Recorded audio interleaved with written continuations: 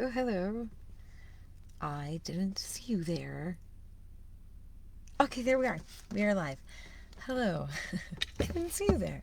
And welcome to our 42nd episode of Tuesday Tales of Terror. And of course, I am Kali Mortwood, and we are continuing our journey into Neil Gaiman's The Graveyard Book, where we just found out that Mr. Frost, who was wooing Scarlet's mother and we thought was a really kind and decent fellow, turns out he is not. He is Jack, the murderer. So, keeping that in mind, yeah, Bod basically escaped out of the room, ran down the stairs, is yelling to Scarlet that they have to get out. And that's where we picked up. And it has been a really long day. I traveled today, and so I am tired. I'm going to go to sleep immediately after this. So we're going to do the best that we can. I'm going to give it what I got. Ba, ba, ba, ba, ba, ba, ba, ba, ba. This is where we're starting.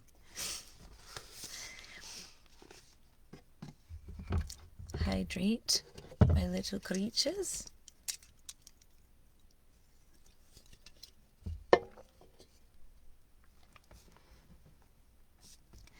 Ooh. Bod threw himself down the stairs, bouncing into the walls, almost tumbling headlong in his rush to reach Scarlet. "Scarlet!" he said when he saw her. "It's him! Come on!" "It's who? What are you talking about?" "Him! Frost! He's Jack! He tried to kill me!" A bang from above as the man Jack kicked at the door. "But," Scarlet tried to make sense of what she was hearing. "But he's nice." "No," said Bod, grabbing her hand and pulling her down the stairs, into the hallway. "No, he's not." Scarlet pulled open the front door. "Ah, good evening, young lady," said the man at the door, looking down at her. "We are looking for Mr. Frost. I believe that this is his neck of the woods." He had silver-white hair, and he smelled of cologne. "Are you friends of his?" he asked. "Oh, yes," said a smaller man, standing just behind. He had a small black mustache and was the only one of the men to wear a hat. "Certainly are," said a third, younger man, huge and Nordic blonde. "Verman Drakovus," said the last of the men, wide and bull-like, with a massive head. His skin was brown. Mr. Frost, he had to go out," she said. "But his car's here," said the white-haired man, as the blonde one said, "Who are you, anyway?" "He's a friend of me mum's," said Scarlet. But she could see Bod now on the other side of the group of men, gesturing frantically to her to leave the men and follow him. She said, as breezily as she could, "He just popped out for a newspaper from the corner shop down there." And she closed the door behind her, stepped around the men, and began to walk away.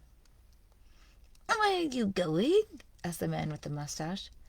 "I've got a bus to catch," she said. Scarlet walked up the hill toward the bus stop and the graveyard, and resolutely did not, look back. Bod walked beside her. Even to Scarlet, he seemed shadowy in the deepening dusk, like something that was almost not there, a shimmer of heat haze, a skittery leaf that for a moment had seemed to be a boy. Yeah, so once upon a time, I had to ride the city bus to and from school or whatever when I lived in England, and I did practice disappearing, and you just really focus on not existing. And when I would do that, twice I had someone try to sit on me because I practiced disappearing on the bus, and they didn't see me, and they were surprised that they almost sat on me. They were surprised to see me there. It works. Let's continue. "Walk faster," said Bod. "They're all looking at you, but don't run." "Who are they?" asked Scarlet quietly. "I don't know," said Bod. but they all felt weird, like they weren't properly people. I want to go back and listen to them. Of course they're people, said Scarlet as she walked up the hill as fast as she could without actually running, no longer certain that Bod was by her side. The four men stood at the door to number 33.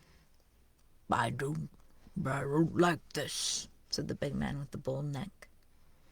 You don't like this, Mr. Tar, said the white-haired man. None of that.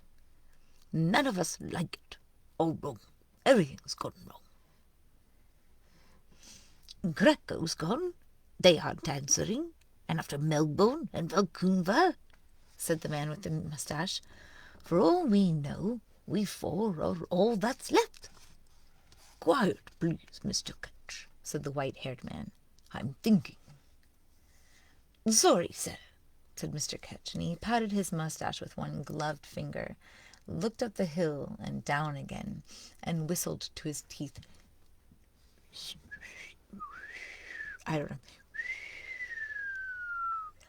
I think we should go after her, said the bull-necked man, Mr. Tar. I think you people should listen to me, said the white-haired man. And I said quiet, and what I meant was quiet. Sorry, Mr. Dandy, said the blond man. They were quiet.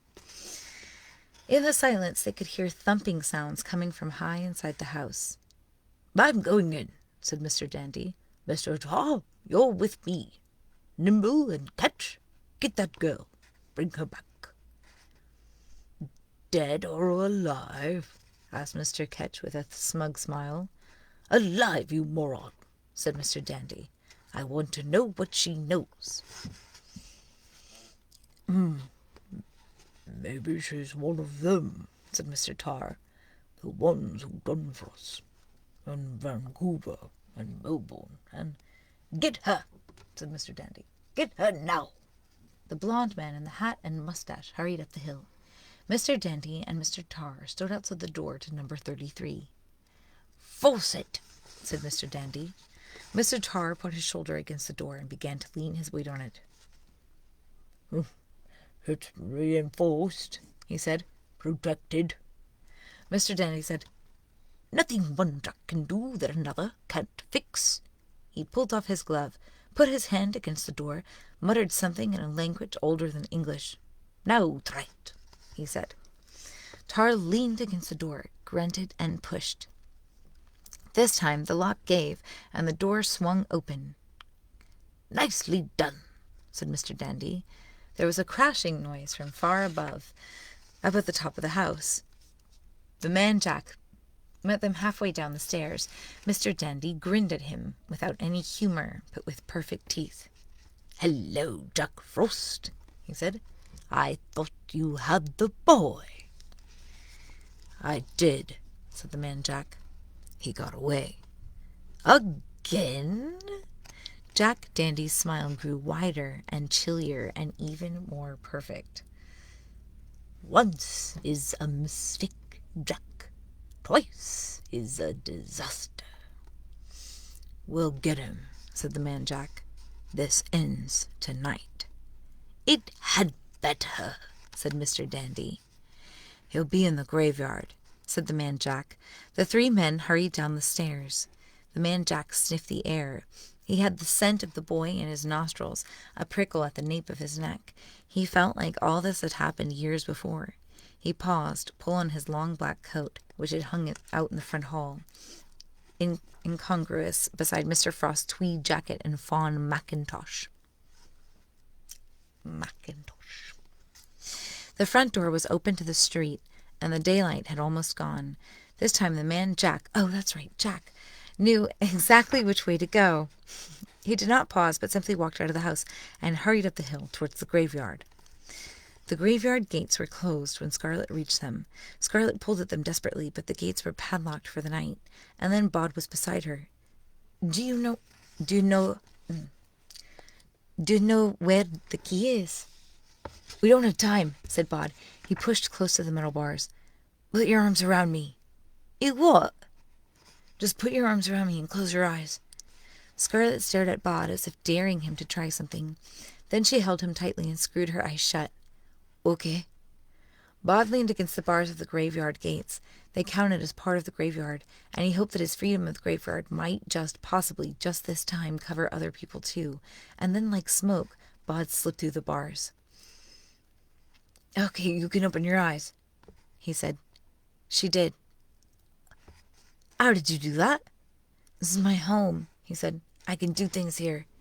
The sound of shoes slapping against the pavement, and 2 men were on the other side of the gates, rattling them and pulling at them. Hello, said Jack Ketch with a twitch of his mustache, and he smiled at Scarlet through the bars like a rabbit with a secret.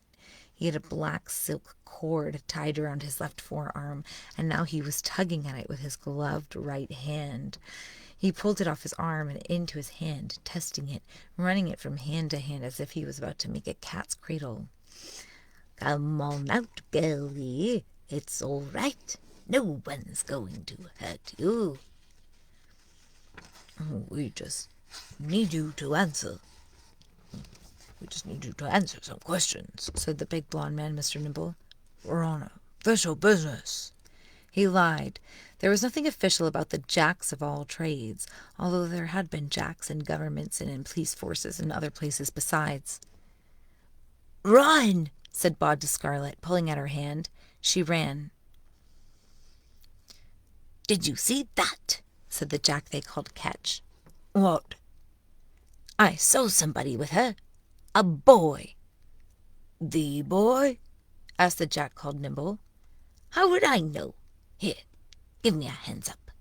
The bigger man put his hands out, linked them to make a step, and Jack Ketch's black-clad foot went into it. Lifted up, he scrambled onto the top of the gates and jumped down to the drive, landing on all fours like a frog. He stood up and said, Find another way in. I'm going after them. And he sprinted up off the winding path that led into the graveyard. Pause here for a second and take a little swig of our little water.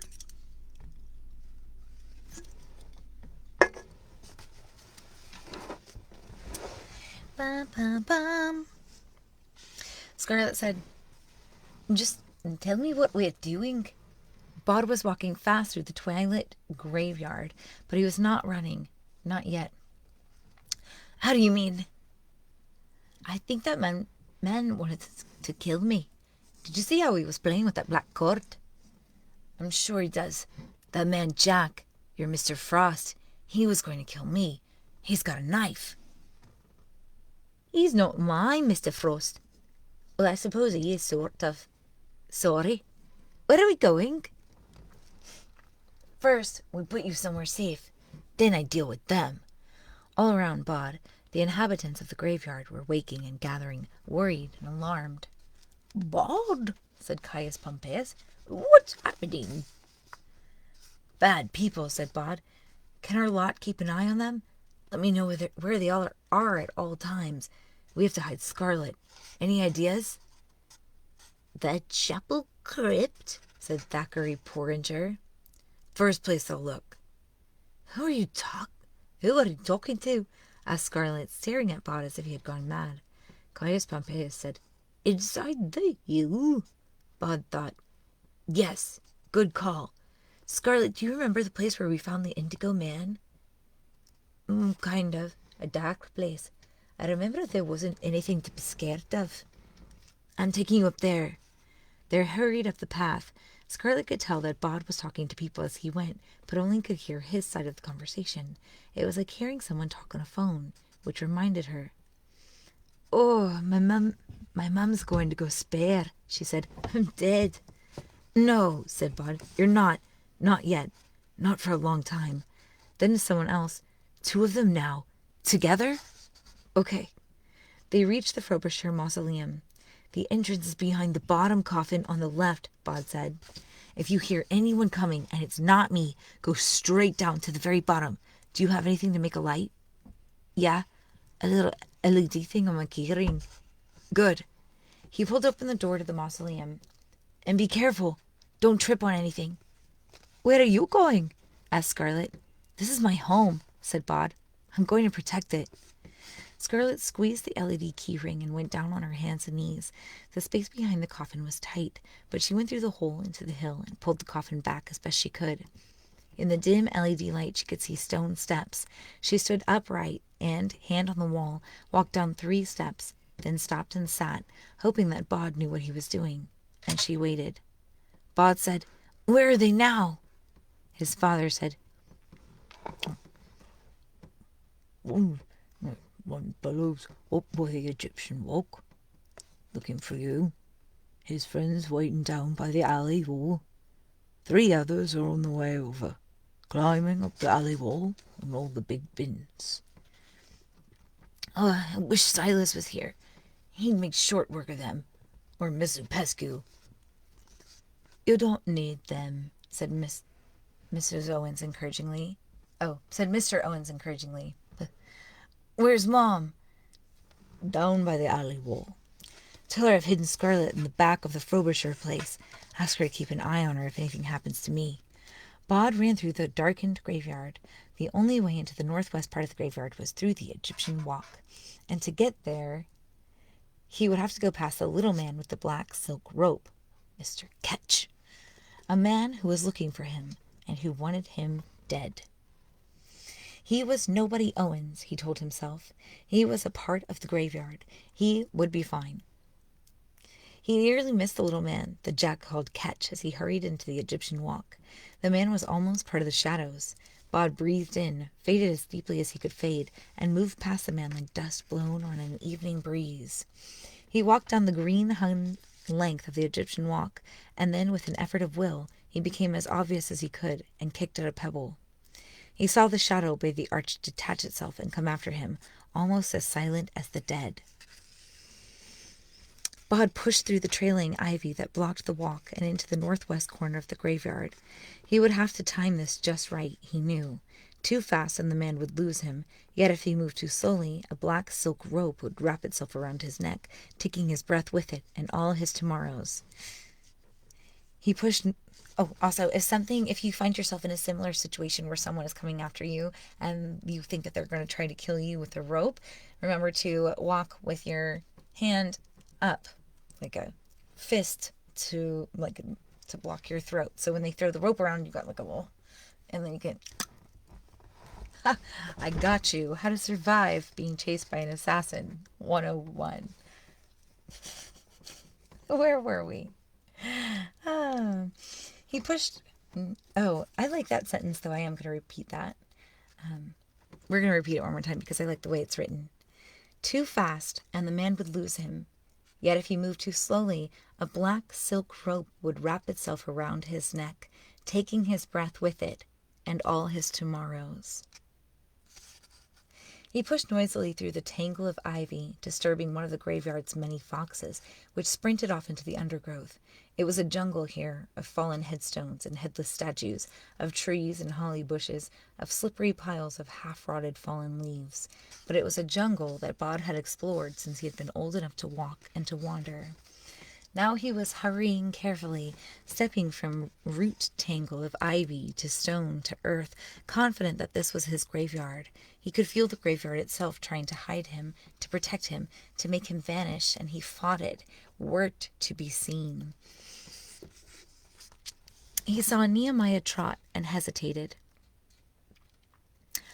"Hola, young Bod," called the poet. "I hear that excitement is the master of the hour, that you fling yourself through these dominions like a comet across the firmament. What's the word, good Bod?" "Stand there," said Bod. "Just where you are. Look back the way I came. Tell me when he comes close." Bod skirted the ivy-covered Carstairs grave, and then he stood, panting as if out of breath with his back to his pursuer. And he waited. It was only for a few seconds, but it felt like a small forever. "He's here, lad," said Nehemiah Trot, "about 20 paces behind you."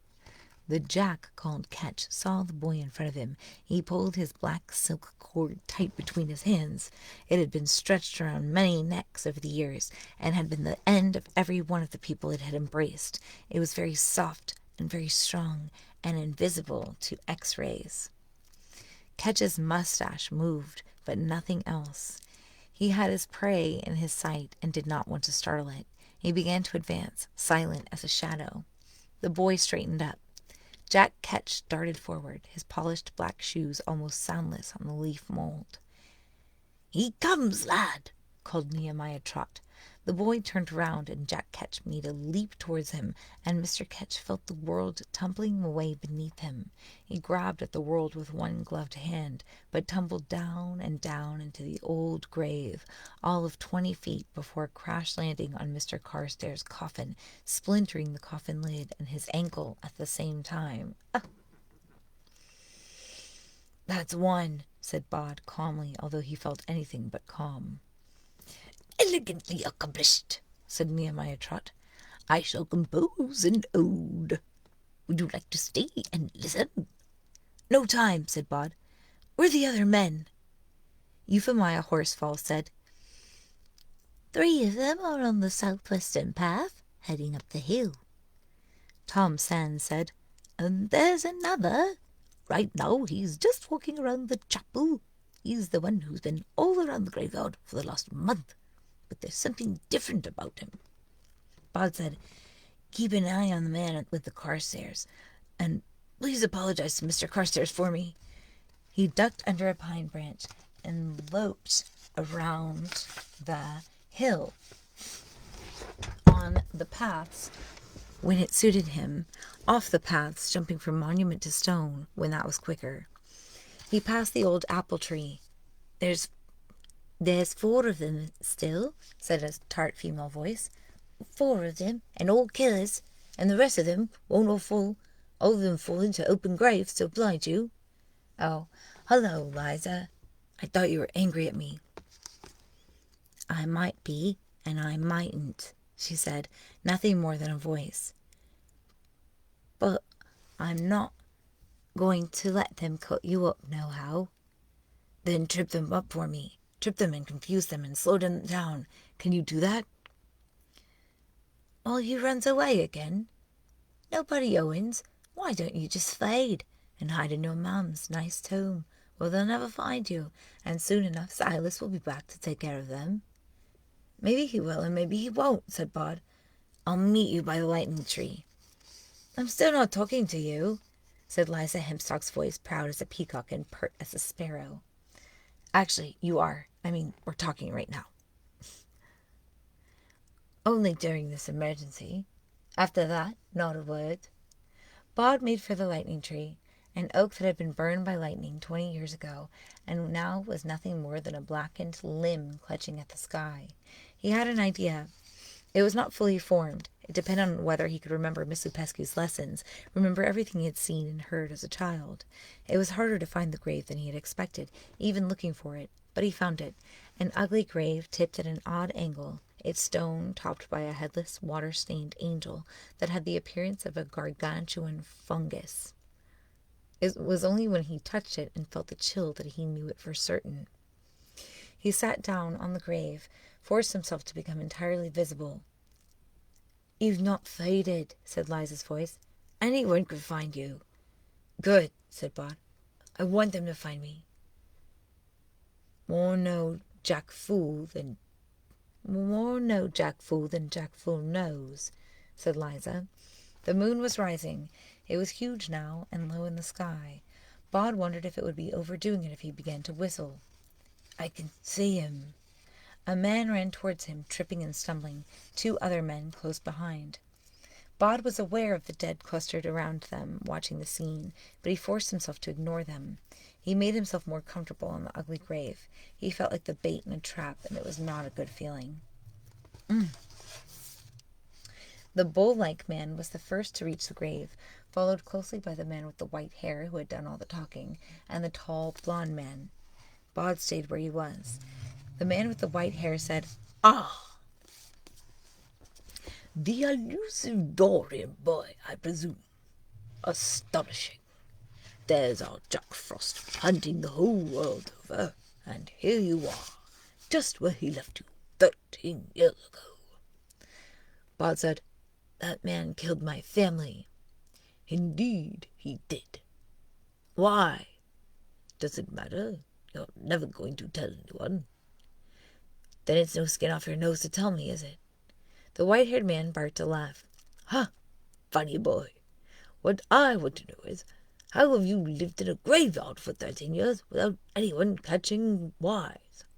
I'll answer your question when you answer mine. The bull-necked man said, You don't talk to Mr. Dandy like that, you little snot. I split you, I will. The white-haired man took another step closer to the grave. Hush that tar. All right, an answer for an answer. We, my friends and I, are members of a fraternal organization known as the Jacks of All Trades, or the Knaves, or by other names. We go back an extremely long way. We know, we remember things that most people have forgotten. The old knowledge. Bod said, Magic. You know a little magic. The man nodded agreeably. If you want to call it that. But it is a very specific sort of magic. There's a magic you take from death. Something leaves the world, something else comes into it. You killed my family for what? For magic powers? That's ridiculous. No, we killed you for protection. Long time ago, one of our people, this was back in Egypt, in Pyramids, he foresaw that one day there would be a child born who would walk the borderland between the living and the dead. That if this child grew to adulthood, it would mean the end of our order and all we stand for. We had people casting nativities before London was a village, with people casting nativities. Oh, we had your family in our sights before New Amsterdam became New York. And we sent what we thought was the best and the sharpest and the most dangerous of all the jacks to deal with you, to do it properly, so we could take all the bad juju and make it work for us instead, and keep everything tickety-boo for another 5,000 years. Only he didn't.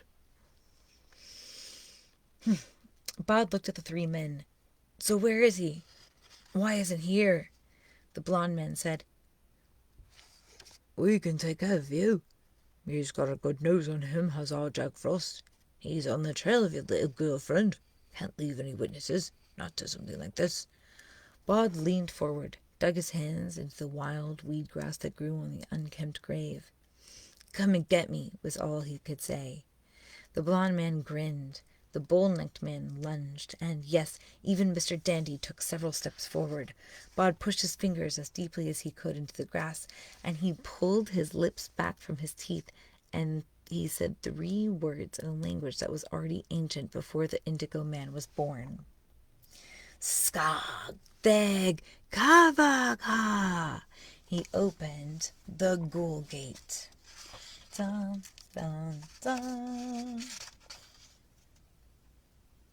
Yep, and I am going to stop there because it is 28 minutes and I am tired. And we did 15 pages, which is right on par. So I read, or I didn't read, but I looked forward and it looks like we had about 50 pages left before we started tonight. And we've been reading about 15 or so a night, which means that we have 3 more episodes left of Neil Gaiman's The Graveyard Book. And then we can move on to something. I think I want to do some short stories again, just to kind of cleanse my palate, because as much as I've been enjoying this, it has been long. It's been a long one, and I'm getting kind of burnt out on it, so I get it if other people are too. But we're almost there. We're right at the end, and it looks like we're going to be dealing with the ghouls again, which is kind of cool. All right, well, I'm going to get out of here. I'm going to go to sleep, and I hope that you also are getting some good rest, plenty of dreams. I can give you a little blessing if you like. I wrote this, and so I'll give it to you. May your sleep be restful and healing. May your dreams be vivid and revealing. May your morning be bright and appealing. So mote it be. And that is the end of that. Like I said, a little love, a little peace, stay spooky. Mwah. Get out of here. and take care of yourselves. And I will see you next week. Ciao.